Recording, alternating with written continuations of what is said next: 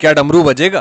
एक बार की बात है, देवताओं के राजा इंद्र ने किसानों से किसी कारण से नाराज होकर 12 वर्षों तक बारिश न करने का निर्णय लेकर किसानों से कहा, अब आप लोग 12 वर्षों तक फसल नहीं ले सकेंगे। सभी किसान चिंतातुर होकर एक साथ इंद्रदेव से वर्षा करवाने के लिए प्रार्थना की।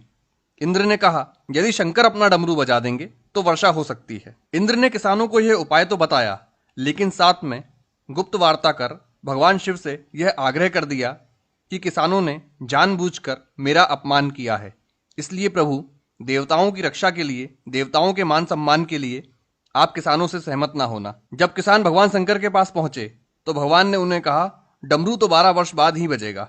किसानों ने निराश होकर 12 वर्षों तक खेती न करने का निर्णय लिया। उनमें से एक किसान था जिसने खेत में अपना काम करना नहीं छोड़ा।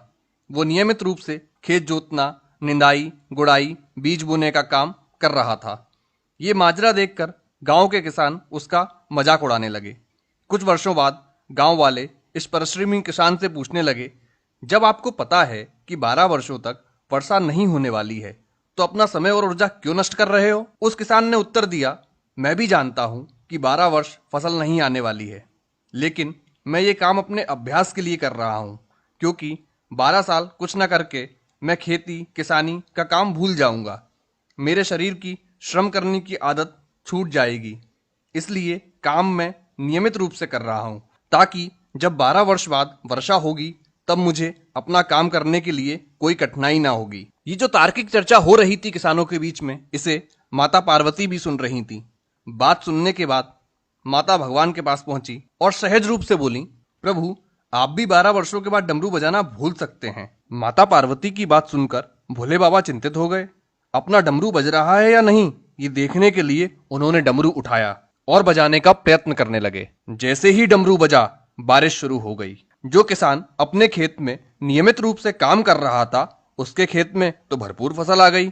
बाकी के किसान पश्चाताप के अलावा कुछ न कर सके। दोस्तों, कभी तो लॉकडाउन खत्म होगा, कभी तो सामान्य जनजीवन शुरू होगा। नकारात्मक बातों पर अपना ध्यान लगाने की वजह हमें अपना कार्य, व्यवसाय से संबंधित कुशलताओं की धार पैनी करने का, अपनी अभिरुचि का अभ्यास बढ़ाने का काम करते रहना चाहिए। हमें कोशिश करनी चाहिए कि इस नए लॉकडाउन में हम क्या नया सीख सकते हैं, क्योंकि डमरू कभी भी बज सकता है। अगर आपको ये कहानी पसंद आई हो तो इसे अधिक से अधिक शेयर करें, ताकि लोग डमरू बजने के इंतजार में खाली न बैठें